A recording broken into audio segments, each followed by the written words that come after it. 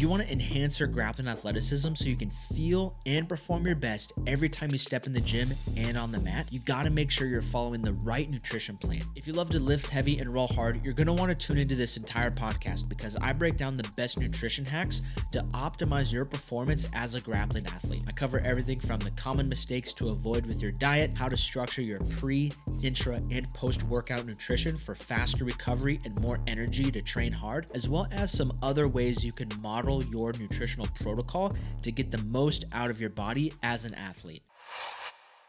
Welcome to another episode of the Settlage Strength Podcast. In today's episode, we're going to be breaking down the best nutrition hacks to help optimize your performance both in the gym and on the mat. I see grappling athletes make a ton of mistakes when it comes to their nutrition, and I would say that nutrition is probably one of the top 3 things that hold grappling athletes back from really being able to perform their best. And it can be something that if you do right could really be the accelerator in helping you achieve elite grappling athleticism, but it can also be the thing that really holds you back and prevents you from becoming brutally strong, packing on slabs of muscle.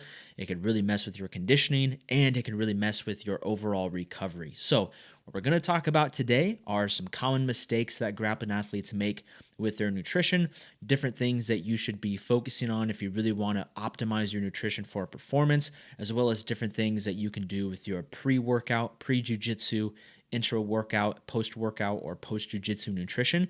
We're also going to talk a little bit about the best supplements or just supplements that I believe are beneficial for any grappling athlete. Then we're going to close it out with some other practical tips that you can use to further enhance your grappling athleticism when it comes to your nutrition. So without further ado, I got my notes here. We're ready to go. Let's go ahead and dive right into it. The first thing I want to talk about is common mistakes that grappling athletes make.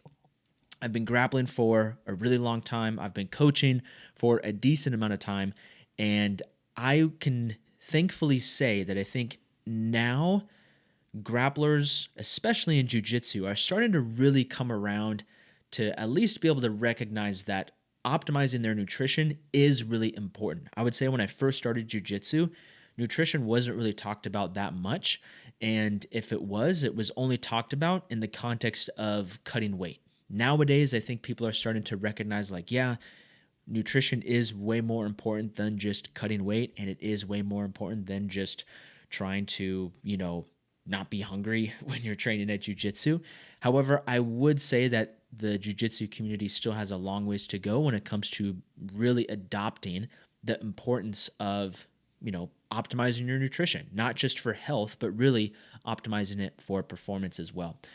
I would say that one of the biggest mistakes that grappling athletes make with their nutrition is eating too little.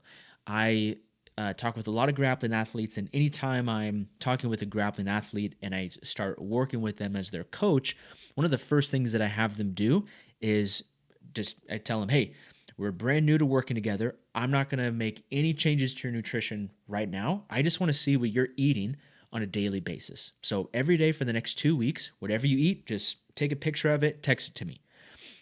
Within 3 days, I can already start to see where some of the problems or where some of the, I can already start to identify some of the causes to some of the problems that they're experiencing both in the gym and on the mat. When they come to me and they say hey, Coach Jay, I'm really struggling with recovery.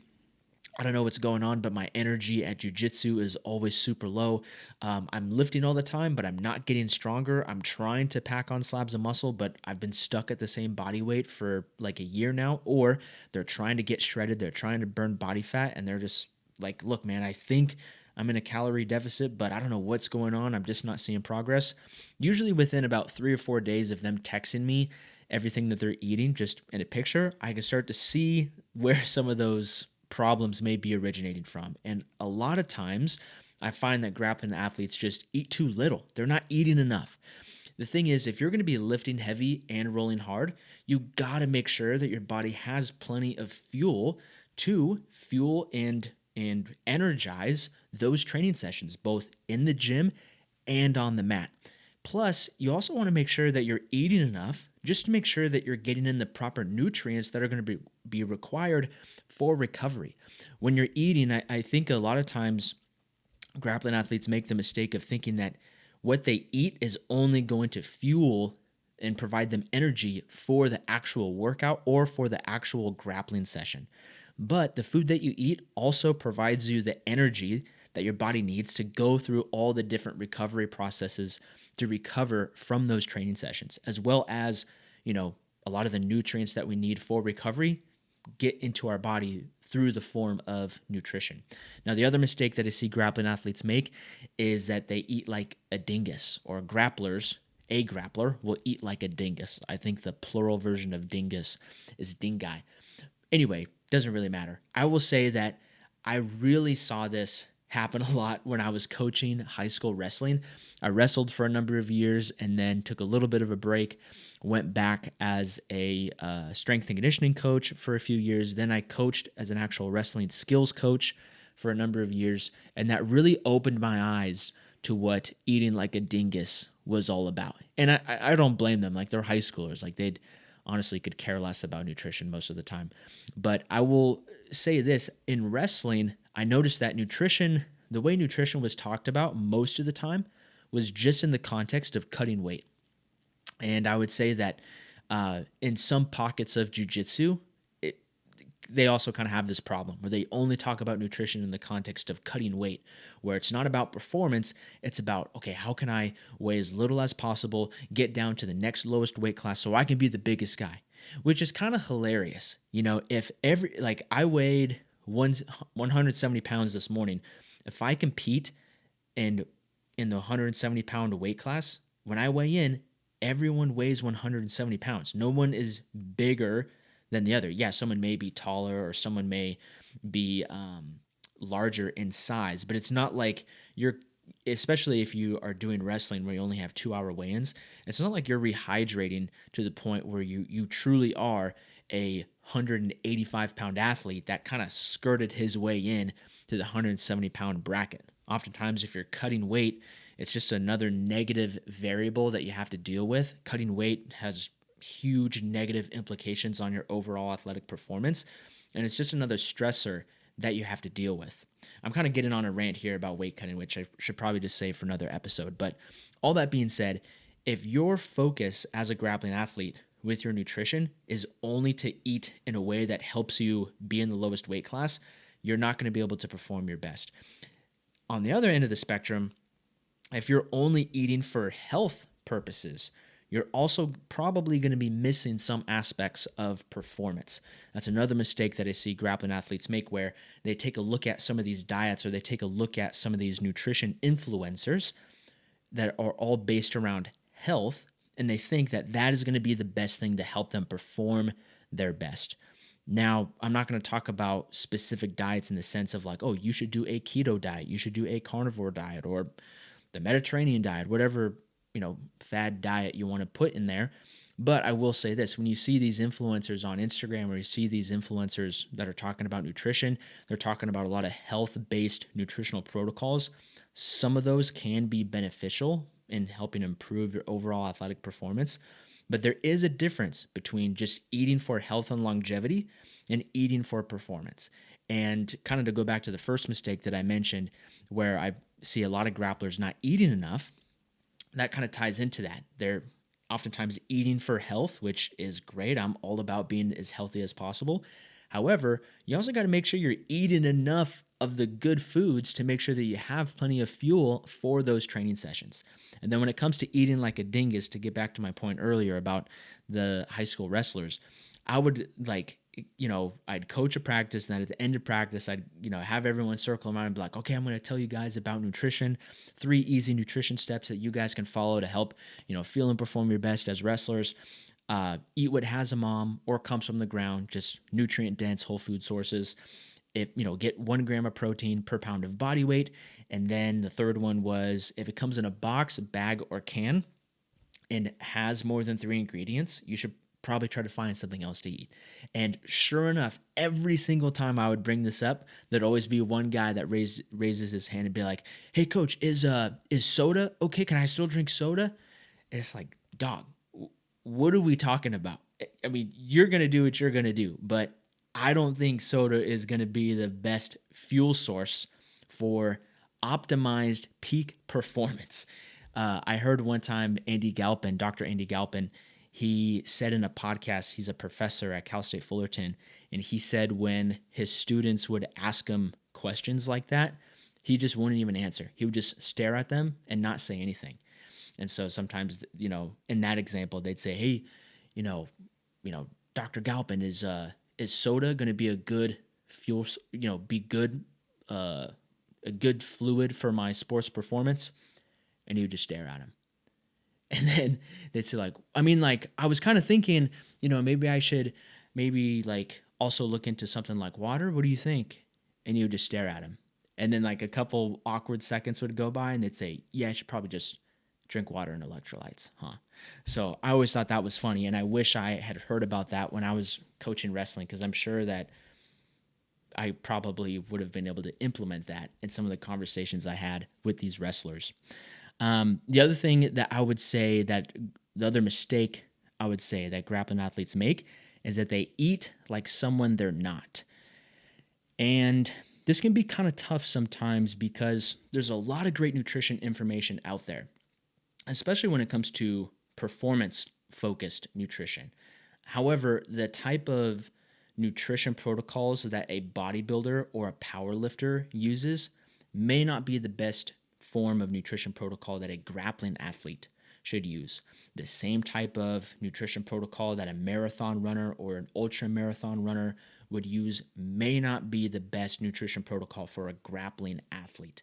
So if someone is eating plenty of food and they're not eating like a dingus, that's great. However, there still may be some mistakes that they're making with looking to someone who only posts bodybuilding nutrition information and saying like, "Oh, C-Bum, the greatest bodybuilder of this generation, he eats this way, so that's how I'm going to model my grappling nutrition."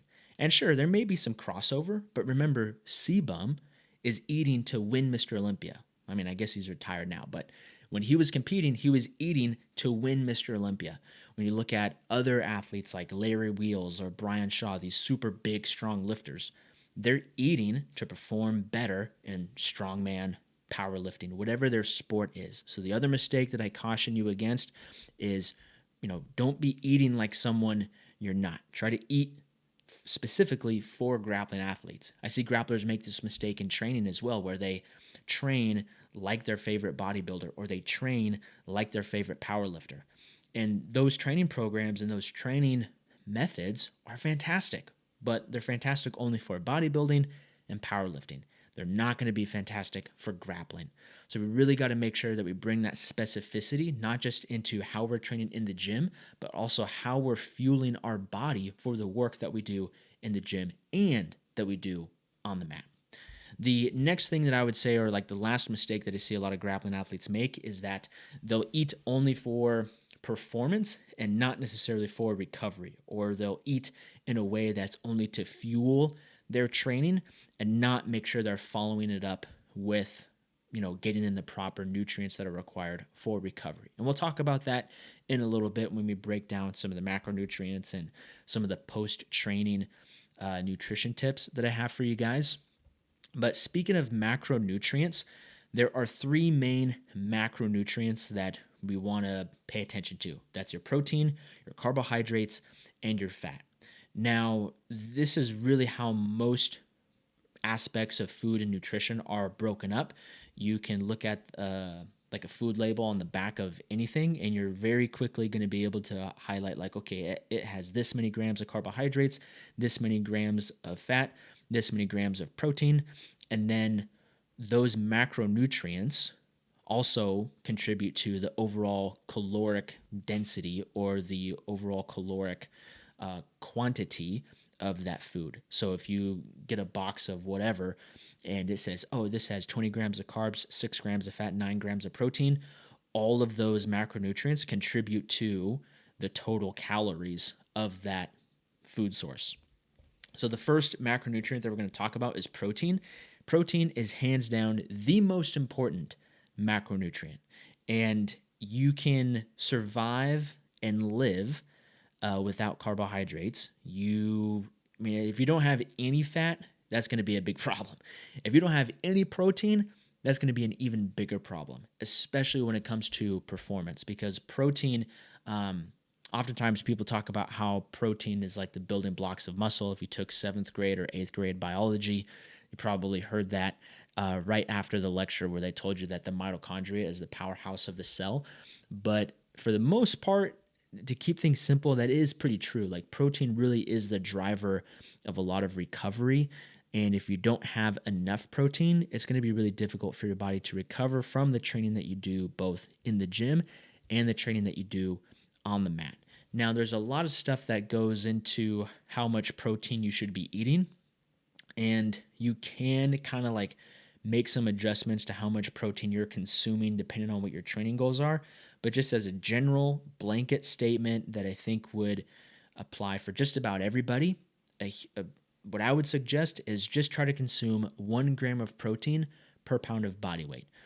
Like I said, I know that there are studies that say that, oh, you really don't need that much protein. You could have less protein. And there are some resources out there that say, like, oh, you should have a lot more protein because of all these benefits. And honestly, at the end of the day, like if you just stick with 1 gram of protein per pound of body weight as a grappling athlete that loves to lift heavy and roll hard, you're golden. You really don't need to make much changes from there. So I said that this morning I weighed 170 pounds. So every day I try to consume 170 grams of protein. The next thing about protein is when it comes to sourcing protein, there's a couple different ways you can get protein. You can get protein from animal-based meat products like steak, ground beef, chicken, fish, all that stuff. You can also get protein from dairy sources like yogurt, milk, even different types of cheeses and things like that. Now, there are also sources of protein that are non animal based, but by and large, I would suggest, unless you, for ethical reasons, want to be a vegan or a vegetarian, which is totally fine, I'm just saying that by and large, there's plenty of data to support that the best sources of protein come from animal sources. And the best sources of protein that are easiest to consume, that just have a plethora of other benefits, really come from lean animal based sources of protein. That is what I would suggest for just about any grappling athlete. Of course, there's things like protein powders and protein bars and supplements and things like that. And with those, if you have to use those, you have to use those. Like if you're on a road trip and you're driving, 8 hours and you're stuck in the car, well, it's not like you can pull over and grill up a steak or something like that. Or you may not be able to go to a restaurant that has steak or ground beef or another source of animal-based protein. So in that context, like, yeah, that might be what you have to do. You might have to have a protein shake or a protein bar. And again, those things aren't bad, but I would strongly encourage you not to create an over-reliance or an over-dependence on protein bars, protein shakes, and things like that. When you focus on consuming what comes from the ground or has a mom, and if it comes in a box, bag, or can with more than 3 ingredients, making that choice to try to find something else to eat, when you do that, you really fuel your body with the vast majority of your foods coming from nutrient dense, or all of your calories coming from nutrient dense whole food sources. When you do that, not only are you going to be healthier, but you're also going to be able to perform better. I'm not here to demonize processed foods. I'm not here to talk about, you're never going to see me going into the grocery store, grabbing something off the shelf and telling you that you need to throw it in the fire and burn it because it's destroying your body and all that other crazy kooky stuff. I think that stuff is just so unhinged when people go in the store and make content like that. If that's what they want to do, that's what they're going to do. All that being said, I'm not going to be that guy that demonizes processed food. I'm just saying that if you want to be able to feel and perform your best, you're going to have a much better chance of being able to do that by consuming the vast majority of your calories from nutrient-dense whole food sources. And that goes for protein as well. For myself personally, I have usually about 25 grams of protein from in the form of a protein shake, and that's really only on the days that I lift heavy and roll hard, where I have that Intra workout shake. And I'll talk about the Intra workout shake in a minute. But other than that, I really try to make sure I'm getting the rest of my protein from whole food sources to make sure I'm getting the additional benefit of getting all those other micronutrients. So when I get protein from red meat, not only is that a great source of iron, riboflavin, B12, and a bunch of other dope stuff, I'm also getting the protein that I want, as opposed to just having a scoop of protein powder, which at the end of the day, it's just the 25 grams of protein. Now, there are some easy ways to get in enough protein if you haven't been, building the habit of getting in 1 gram of protein per pound of body weight. That can be kind of tough. And when I'm working with new athletes, that's oftentimes the first thing that they tell me. They say, like, so when I work with new athletes, I'll give you guys a little insight on kind of how I, build out their nutrition plan. First, we just take a look at everything that they're eating for about a couple weeks. And then after that, I say, like, okay, the first thing that we're going to focus on is just getting in plenty of protein. And so if someone weighs 170 pounds, I say, okay, you need 170 pounds, or not 170 pounds of protein. That would be ridiculous, but you need 170 grams of protein. And if they're not used to that, that can actually be kind of tough. So some things that I suggest that people do and that you could use as well to help kind of make it a little bit easier to get in plenty of protein would be to try to protein stack your meals. So I often try to have a couple different sources of protein all mixed within one meal. Like for my breakfast, I do have a pretty big breakfast, which I love and enjoy.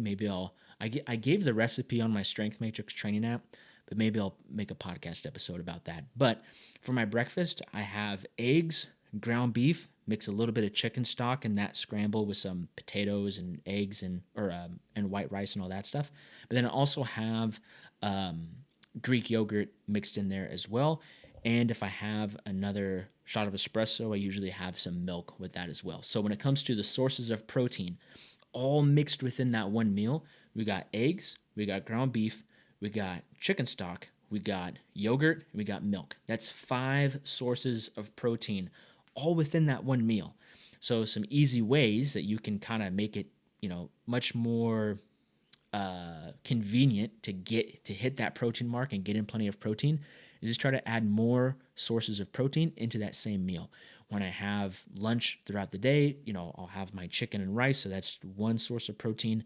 For dinner time, maybe I'll have ground beef, maybe a couple more eggs and some white rice. So the ground beef and the eggs, that's 2 more sources of protein. Oh, and I mix chicken stock with that as well, because that's a 3rd source of protein. The next thing that you can do to make it a little bit easier to get in plenty of protein is to spread out how much protein you're eating within each meal. I like to try to spread out the protein evenly across each meal. So if I'm having 170 grams of protein, I'm not great at math, so it's kind of hard to do off the top of my head, but that's probably close to 40 to 45 grams of protein in each meal. So I just make sure that, like, okay, as I'm constructing my meals, try to get around close to 40, 45 grams of protein with each of the 4 meals that I eat. If I have a breakfast that has like 10 grams of protein, then I have a lunch that has like 40 grams of protein. Okay, well, now for my last 2 meals of the day, that's going to be pretty tough. I still have 120 grams of protein left. And protein as a macronutrient is very satiating. It's the most satiating macronutrient compared to carbohydrates and compared to fat. But all that means is that it makes you feel full very quickly. So if you've ever tracked your macros and realized like, oh shoot, I got 120 grams of protein, that is not fun, because you're either going to be up really late just trying to digest stuff and get in more protein, or you're just going to have to take an L for the day. And you don't want to do that. You want to make sure you're getting in plenty of protein. So try to spread out your protein evenly across all of the meals that you eat. And then the last thing that I would suggest, if you are struggling with getting in plenty of protein every day, just try to find some protein-based snacks. So if you're hungry and you want a snack, like, that's great, like totally have a snack. But if you're struggling to get in plenty of protein, try to focus a little bit more on protein-based snacks. I just had one of these a couple hours ago, but my wife not that my wife is from Costco. I almost said my wife from Costco found these.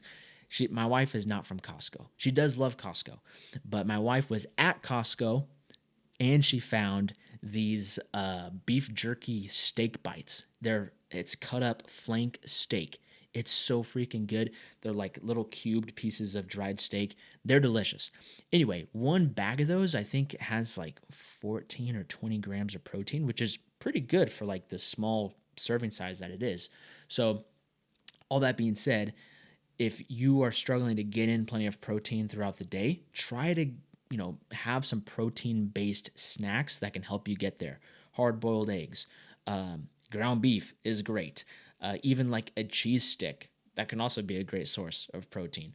Those beef jerky bites, I think, are awesome sources of protein as well. So, protein, most important macronutrient, responsible for muscle growth, responsible for recovery, and responsible for a lot of other processes that your body goes through and just making sure that your body stays healthy. The next macronutrient that we got to talk about is carbohydrates. Carbohydrates is going to be one of your primary fuel sources for a lot of the stuff that you do both in the gym and the stuff that you do on the mat. When you're training really, really hard and really intensely, oftentimes you are going to lean more towards using carbohydrates as a fuel source, especially when you're lifting, especially when you're rolling. Now, we can leverage carbohydrates to help provide us with more energy for the lifting that we do in the gym and the rolling that we do on the mat. We could also leverage carbohydrates to really help with the recovery process after we lift heavy and after we roll hard. Now, the other thing about carbohydrates is that carbohydrates are not bad. Carbohydrates will not make you fat. There's nothing wrong with carbohydrates. They're amazing. And, well, before I continue on carbohydrates, I will say this. There are really only 3 types of diets that you can do. The first type of diet that you can do is going to be calorie restrictive, or calories are going to be the main thing that you're leveraging. So you're not paying attention to any of your macronutrients. You're not really paying attention to any of your micronutrients or when you eat or when you don't eat. All you're focusing on is calories in versus calories out. Now, there's two other types of diets that you can follow. The next one is going to be time restrictive. So you doesn't matter how many calories you consume, doesn't matter what type of macronutrients you consume. You're only going to eat within this window of time. Oftentimes people call that intermittent fasting. The third type of diet is macronutrient restrictive, which means that it doesn't matter how much you eat, doesn't matter when you eat, you just can't eat this macronutrient. Now, there's really only one type of diet, or I guess technically 2 types of diets that are macronutrient restrictive, and those would be the ketogenic diet and the carnivore diet. Those are very restrictive on carbohydrates. They don't want you even looking at a carbohydrate, or else you're out of the carnivore club, you're out of the keto club. All that being said, when it comes to performance, by and large, the issues that the time restrictive diets have with performance is that sometimes you just need to spend more time throughout the day eating because you're training multiple times throughout the day, or you just need more time to get in the nutrients that are required to fuel your training session and to recover. So automatically time restricted eating may not be the best for performance. Now, with macronutrient restrictive diets, some people do say like, oh, I switched to carnivore and like I started feeling really great when I was doing jiu-jitsu and all that stuff. And that oftentimes like is true, but it's very short-lived. After a while, if you really want to feel and perform your best, you got to start introducing some carbohydrates to fuel those workouts and some carbohydrates to fuel those grappling training sessions. So if time restrictive diets are off the table, if macronutrient diets or macronutrient restrictive diets are off the table, all that is left is calorie restrictive. Now, within calorie restrictive diets, we can leverage how much protein we're eating, how much carbohydrates we're eating, and how much fat we're eating to really find like a perfect balance of all 3 that allow us to feel and perform our best. And carbohydrates really are one of the primary fuel sources that you're going to use for your workouts and your grappling sessions. So that's what makes it super, super important. Now, the other thing that we got to talk about when it comes to carbohydrates is that we have faster digesting forms of carbohydrates, and we have slower digesting forms of carbohydrates. And we want to make sure that we're using faster digesting forms of carbohydrates, especially in our workout and intra workout meals. And then, post workout, or post jujitsu, we have a little bit more flexibility to have some slower digesting forms of carbohydrates. Fast digesting forms of carbohydrates would look like raw honey, fruit, white rice. You can even like dextrose or cyclic dextrin. Those are also other fast digesting forms of carbohydrates. When we look at slower digesting carbohydrates, we got pasta, oatmeal, sometimes different types of vegetables certain vegetables can tend to cause a little bit more bloating than others. Those tend to digest a little bit slower than some of the faster forms of carbohydrates. And again, we want to make sure that pre-training and intra-training, we want that fast fuel. Post-training or post-workout, it's okay if things slow down a little bit. We're not too concerned about that. So last thing that we got to talk about is fats. That's the third and final macronutrient. Dietary fat is essential and so crucial for hormone production. If you try to have crazy low fat, or you're not consuming enough dietary fat, you're going to see some hormonal issues, and that can just lead to a whole cascade of problems and really prevent you from being able to feel and perform your best. When it comes to things like testosterone, and especially as a male grappling athlete, producing lots of testosterone so you could be an absolute savage, you got to make sure you're getting in plenty of healthy fats through your diet to make sure that your body has what it needs to produce those hormones. Now, without adequate fat intake, like I said, you're going to run into some issues. But fat isn't just used for hormone production and other health functions that your body goes through, but it is also a fuel source. So when it comes to really long bouts of physical activity, like if you go to a 2-hour open mat at jiu-jitsu, you are going to be using some fat to help fuel your body to go through that physical activity. It's going to be a combination of some carbohydrates and fat, but typically carbohydrates are a fuel source that are used for more higher intensity, shorter duration bouts of physical activity. Fat, on the other hand, is a fuel source that's going to be used for more longer duration, lower intensity forms of physical activity. So when you're running a marathon, yes, you're going to use some carbohydrates, but you're also using some fat as well. If you're just going to go to the gym and you're just going to rip deadlifts for heavy sets of 5, you're going to be using carbohydrates primarily. What else is important to keep in mind with dietary fat is that you have vitamins that are fat soluble, meaning that in order for your body to absorb them, digest them, be able to use them to the fullest, you have to consume them with some form of dietary fat. So vitamin A, vitamin E, vitamin D, and vitamin K. All of those are fat soluble. So if you go on Amazon and you order those little gels of vitamin D, you got to make sure you have it with like some milk, or maybe like have it when you're eating breakfast with your eggs and your yogurt and stuff like that. You got to have some form of dietary fat with those fat soluble vitamins, so that way your body can properly absorb those, digest those, and use them to the fullest to help with not only athletic performance, but also your overall recovery. Now, all that being said, we kind of covered the macronutrients, which cover everything that is going to make up the bulk of your diet, so to speak. So when you're looking to fuel your body to lift heavy and roll hard, we got to make sure we have the proper balance of those 3 macronutrients: protein, carbohydrates, and fat.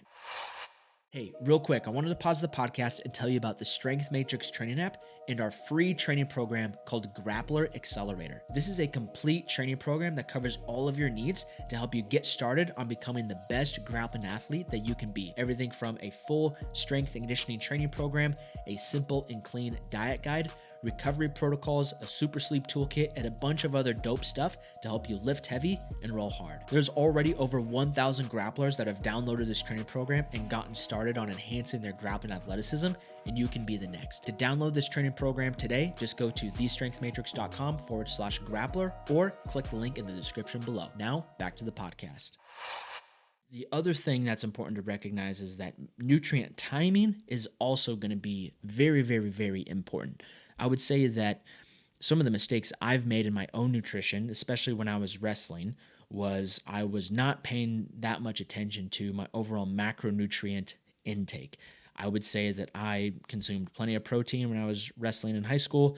I consumed plenty of dietary fat, but I did not do a great job consuming that many carbs because I was all about the paleo diet, which the paleo diet is meat, vegetables, nuts, and seeds, some fruit, little starch, no sugar. I think that's what the paleo diet description was on CrossFit.com. I was all up into CrossFit, guys. Like, I was a total CrossFit stan for a long time. And the issue with the paleo diet is that it can be great for overall health, but probably not great if you're wrestling for 2 hours, 6 days a week. I got super, super lean, but I wasn't building that much muscle. So there were definitely some issues with my diet there. And I really feel like one of those issues was I just wasn't consuming enough carbohydrates. If I had some more carbohydrates, I could really start to have a little bit more energy for some of those harder wrestling practices. If I was having more carbohydrates, I probably was going to be able to recover a lot faster from those hard wrestling practices and from those hard wrestling tournaments. And so that was one mistake I made, was I, was way too restrictive on my carbohydrate intake. The other mistake I made was I wasn't optimizing my pre, intra, and post workout nutrition.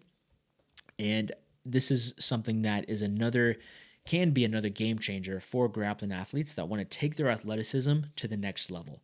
Because if we think of every single training session, so whether you go to the gym to, smash some deadlifts, whether you go out to the park and run some hill sprints, whether you meet up with the homies and you do tons and tons of tough Shark Tank rounds, whatever training you're doing as a grappling athlete, all of those training sessions provide a stimulus to your body.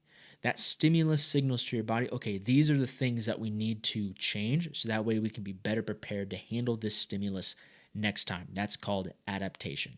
So if you, stimulate your muscles with a certain load and a certain rep range, you use the specific stimulus to build muscle, that sends a signal to your body like, okay, we got to increase in muscle size. We got to build some more muscle tissue. If you are running some sprints and doing all that stuff, that's a signal or a stimulus to your body signaling that, hey, we got to get better at this high intensity physical output to be better prepared for that. And if you're able to use nutrition to kind of give your body a little bit of a layup so that way you can get more out of that stimulus, that's going to lead to a lot more long-term progress overall. So think about it this way. If you wanted to get a really, really good workout, would you do a 24-hour fast the day before? Probably not. Like, that just, that's kind of an extreme example, but it makes sense. Like, actually, no, I tend to perform a lot better when I'm on a little bit of a full stomach. Maybe you don't have like a Thanksgiving dinner 10 minutes before you go to the gym, but for the most part, that like, yeah, I want to have some food in my body. I want to have some fuel in the tank to have a really, really good workout. Now, people will understand that, but they don't do it. They don't properly fuel themselves just prior to the workout. They don't properly fuel themselves during the workout.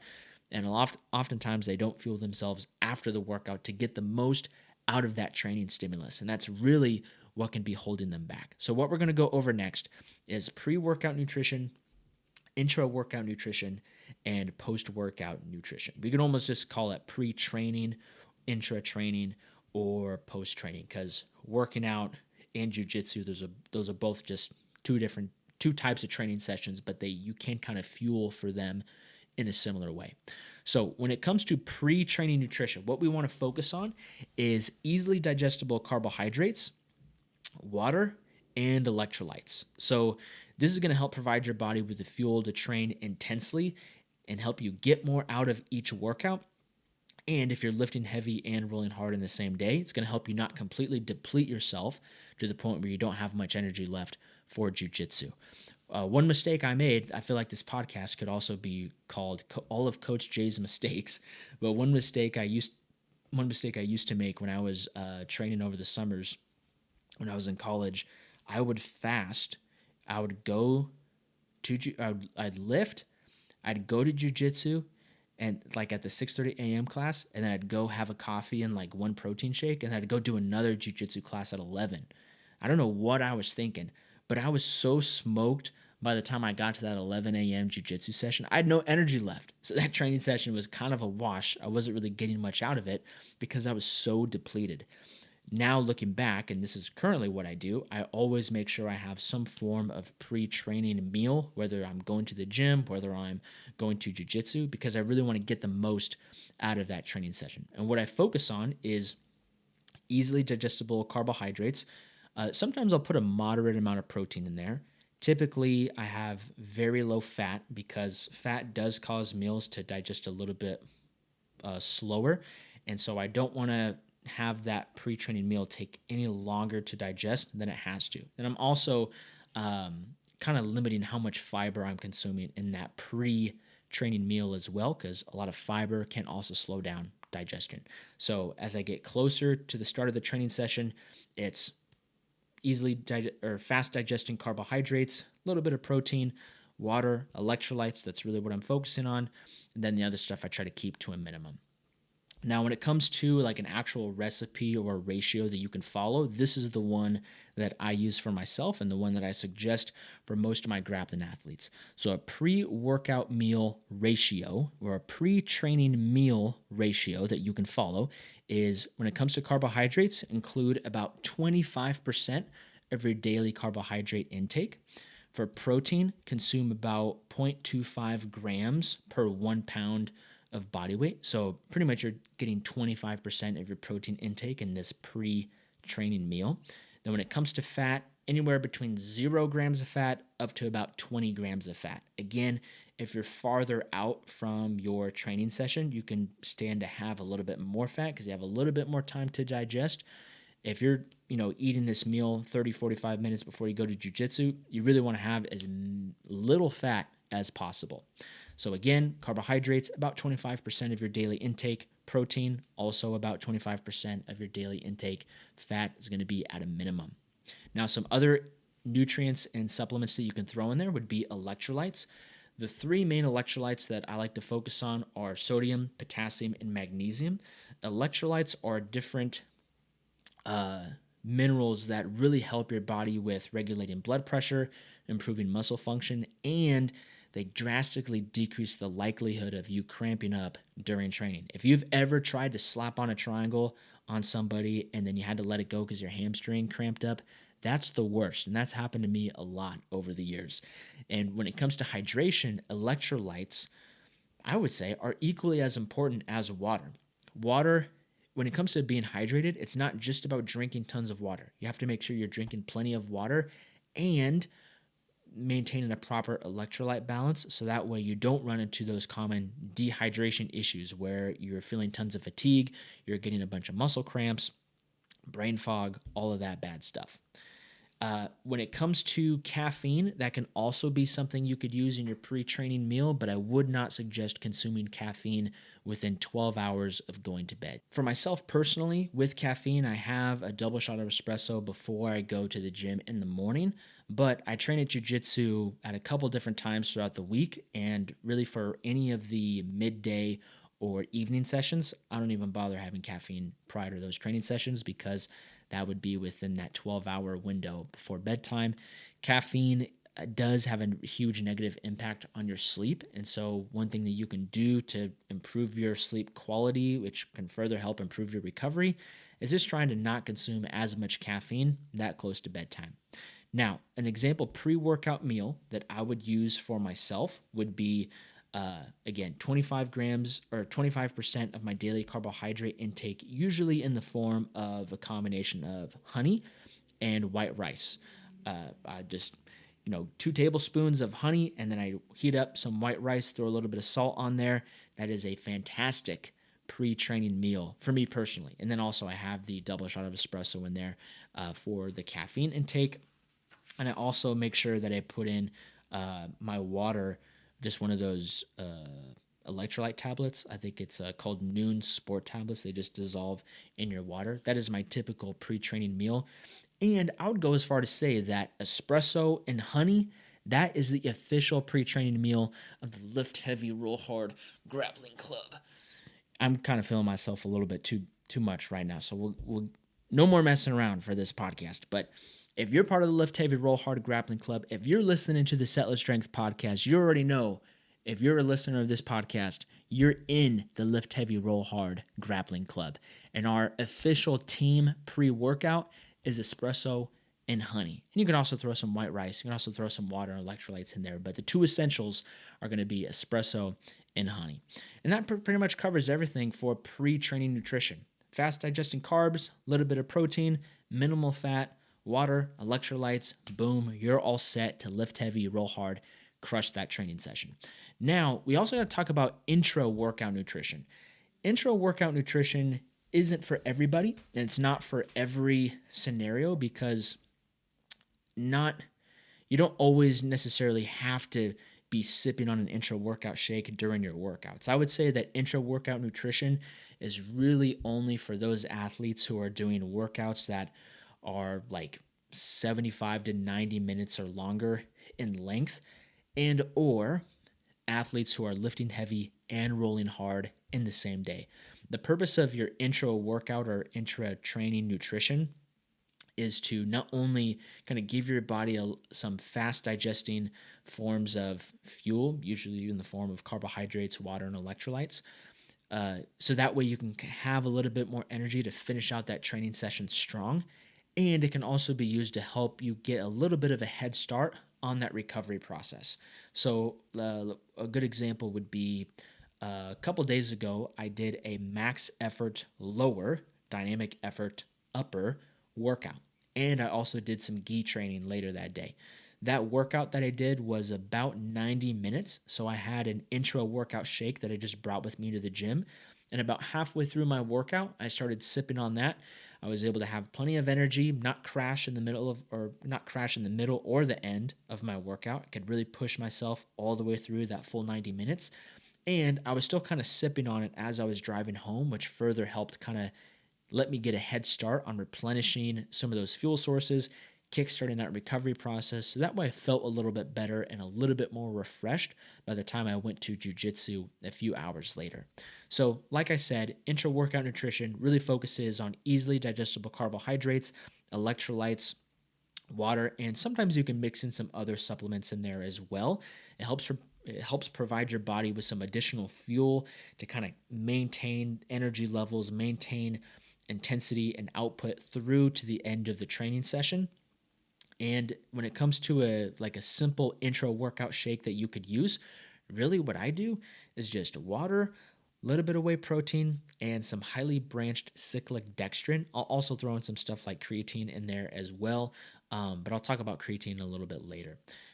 You want to have things that are going to digest really, really, really fast, mainly because you would not want to have a big bowl of pasta between sets while you're trying to lift. That would not be fun. You want to have something that you can sip on very easily, something that's not going to cause too much weird stuff going on in your gut, too much weird stuff going on in your digestion, something that your body can just take in, digest very, very quickly, help you have a little bit more energy for that training session. When it comes to the recipe that I like to use for my intra workout shake, for protein, which I always just use in the form of whey protein, I use about 15% of my daily protein intake. For carbohydrates, I usually have about 2 to 4 grams of carbohydrates per 1 gram of protein. So if I put 25 grams of whey protein into my intra workout shake, I have anywhere from 50 to 100 grams of carbohydrates in that shake. When it comes to water, I got this ratio of water from Dr. Mike Gisertel, and I actually kind of like it because it helps it not be too thick. It's not going to be like a sludge or a smoothie. It's like there's just a lot of water, so it's very thin. At least in my head, it seems like it would be a thin kind of drink instead of like a thick smoothie or sludge.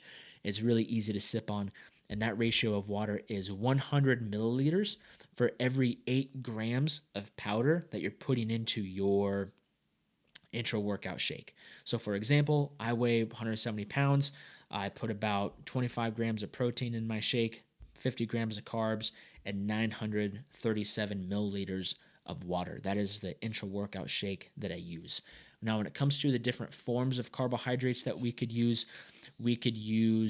things like different fruit juices. So for myself, I like to, sometimes mix the carbohydrates with some cyclic dextrin and some orange juice in there. So I think that's like 25 grams of cyclic dextrin, which is about 25 grams of carbohydrates, with 8 ounces of orange juice, which I think is also pretty close to 25 grams of carbohydrates. So it tastes really good with some vanilla protein.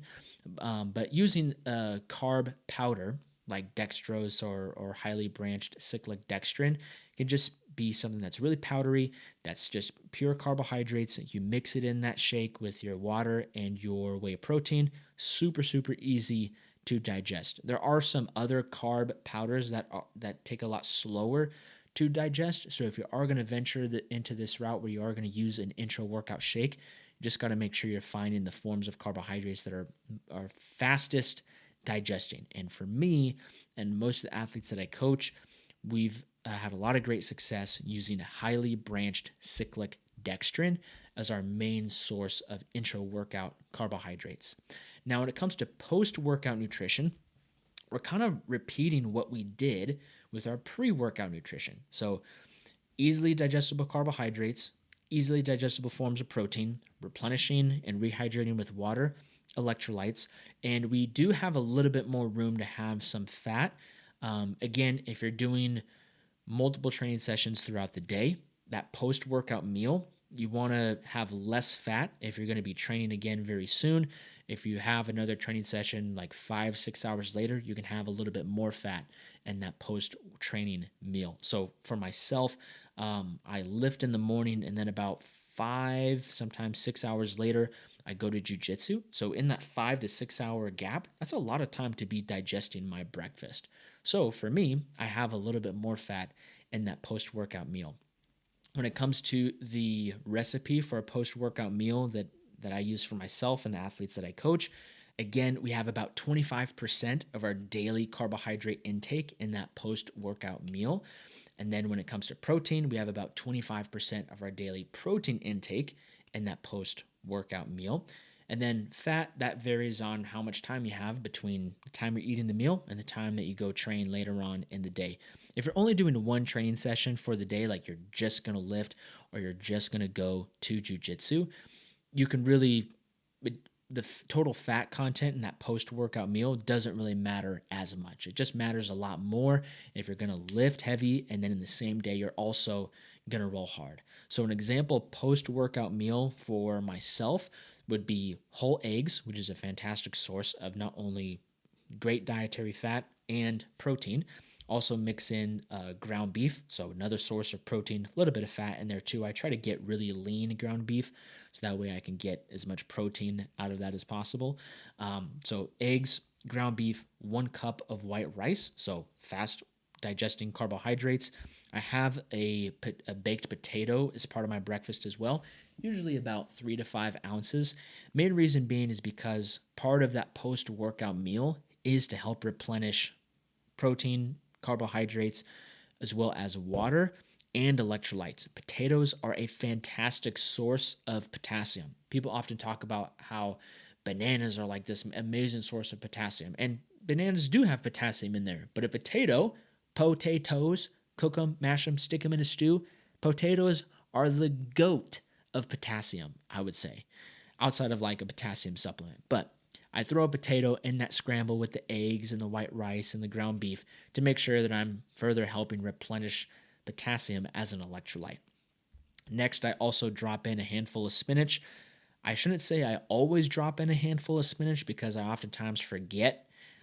So I got to get better on that. But potassium is a great source of magnesium, which is another electrolyte. And then I always make sure I salt my meal to taste. I really want to make sure that I'm salting that thing heavy because that's a great source of sodium. So with that meal, I have my protein, have my fat, have my fast digesting carbohydrates. I'm also replenishing sodium, also getting in some potassium and some magnesium. So that is like the staple breakfast or the staple post-training meal that I use pretty much every day that I lift heavy and roll hard.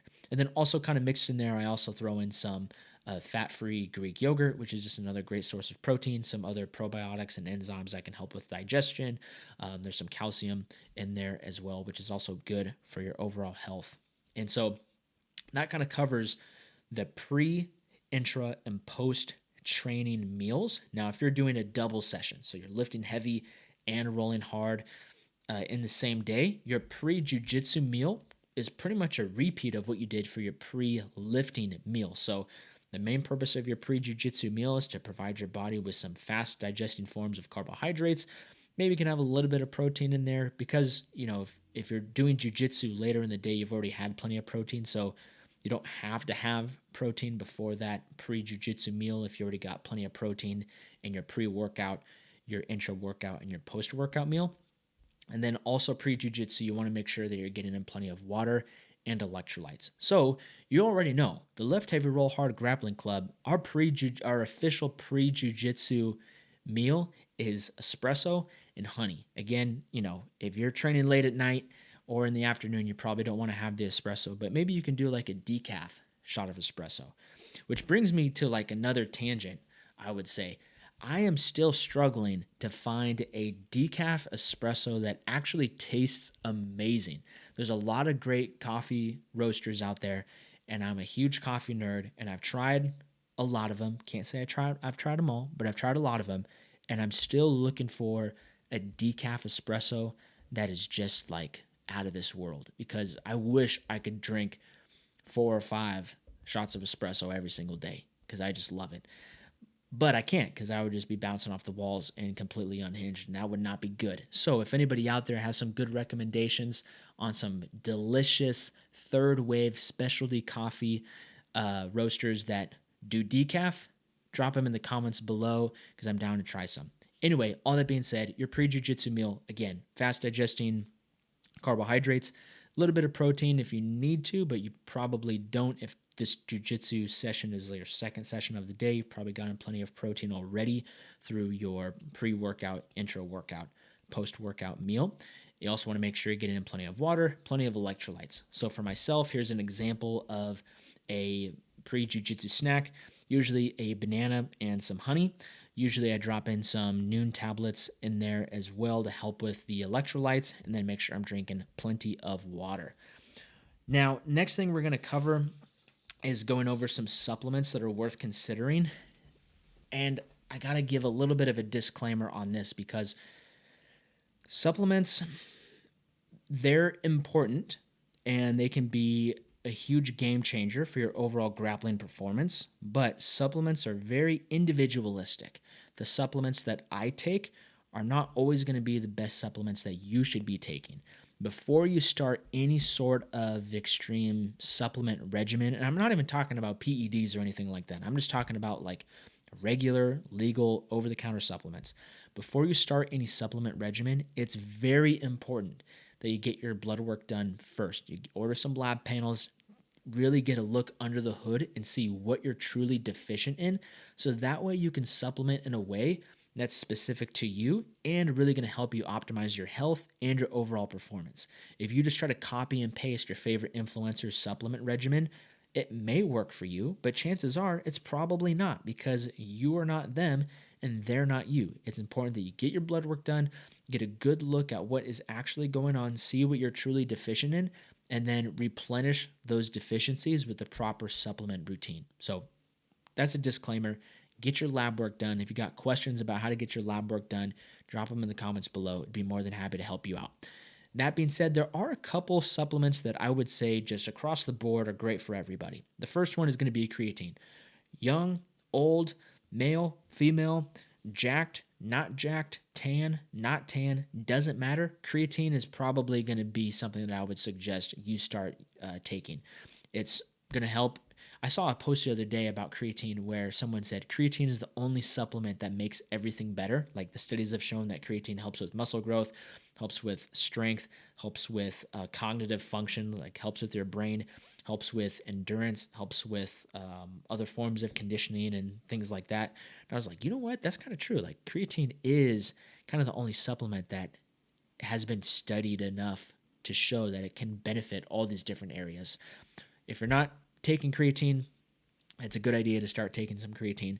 It's super easy to get started. Just order some creatine monohydrate off Amazon. About 5 grams per day is a great place to start. There are some people nowadays talking about how some people are super responders to creatine, where they really drive up their creatine intake. And I think that's awesome. I personally haven't played around with that for myself. I take about 10 grams of creatine most training days. I found that to be a good spot for me. I personally haven't experimented with taking a lot more than that. But I would say if you're new to taking creatine, 5 grams a day is totally fine. Doesn't really matter when you take it throughout the day. For myself, I mix it in my Intra workout shake, just because it's easiest to just throw it in there with everything else. So creatine, big supplement I would recommend for just about every grappling athlete. The next one that I would recommend would be electrolytes. Like I said before, sodium, potassium, magnesium, really powerful electrolytes that help you regulate blood pressure, improve muscle function, and decrease the likelihood of you cramping up during training in the gym and on the mat. It's important that you really strive to get most of your electrolyte consumption through whole food sources. Sodium in the form of table salt, potassium in the form of a potato, magnesium in the form of some spinach. But it's not always practical to eat a ton of potatoes, to eat a ton of spinach, or eat a bunch of salt. And sometimes it's just a little bit easier to have a dissolvable electrolyte tablet that you can just drop in your water. And so I get the Noon Sport tablets. I've also used Jonko Hydrate. Those ones are pretty good. I've also used LMNT. There's a whole bunch of different electrolyte brands out there that you can use. However, I would say that those three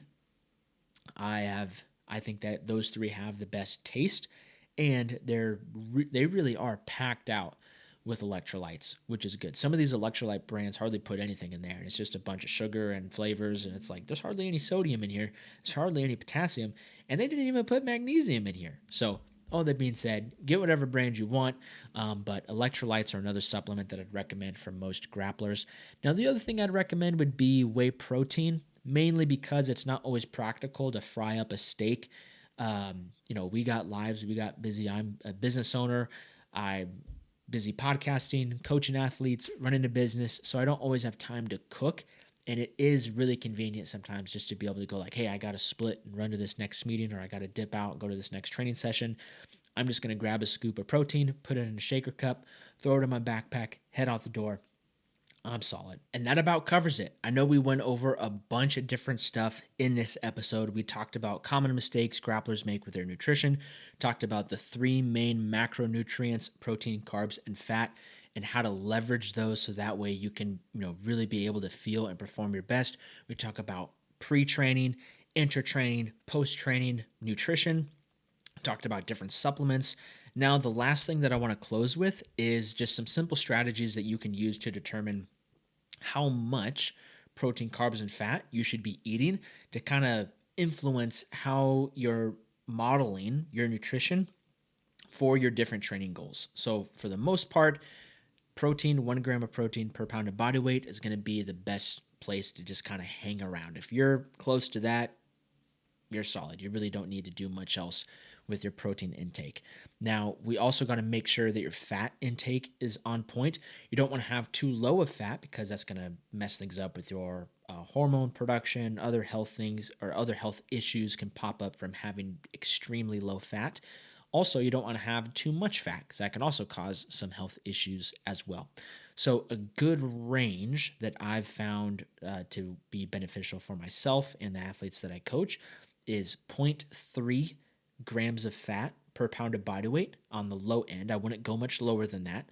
And on the high end, I wouldn't go much higher than 0.5 grams of fat per pound of body weight.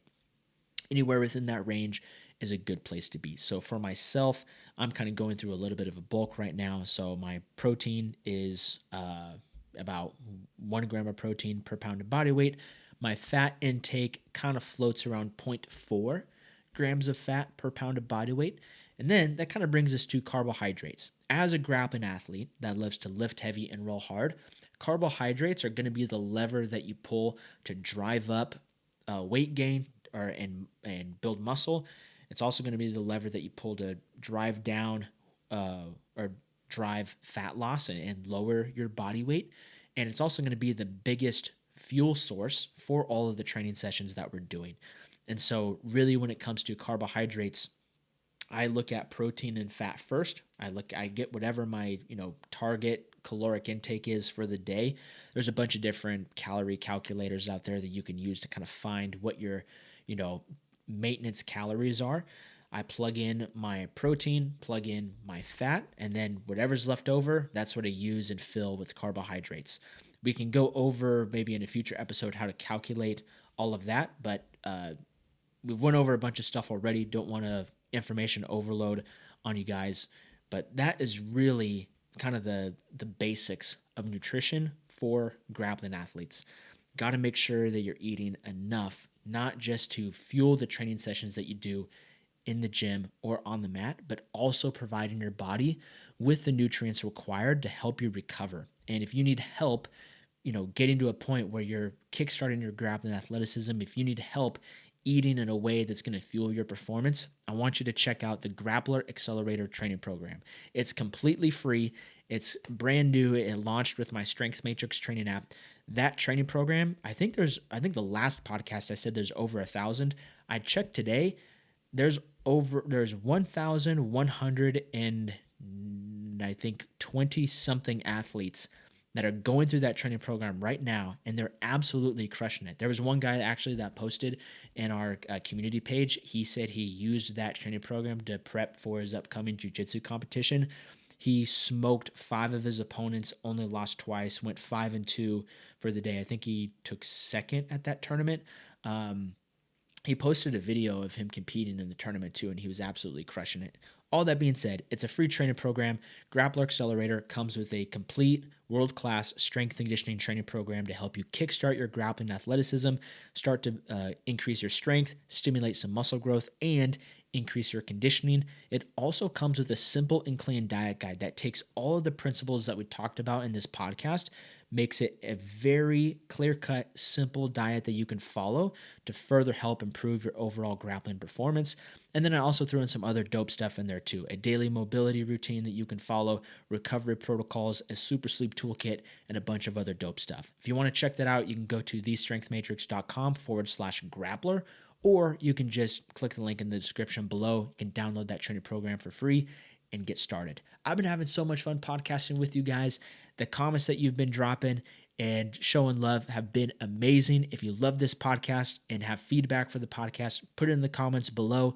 Remember, if you're listening to this podcast, you're a member of the Lift Heavy Roll Hard Grappling Club. So share this podcast with other people you want to join the club. Share this podcast with your favorite gym lifting partner, your favorite jiu-jitsu rolling partner.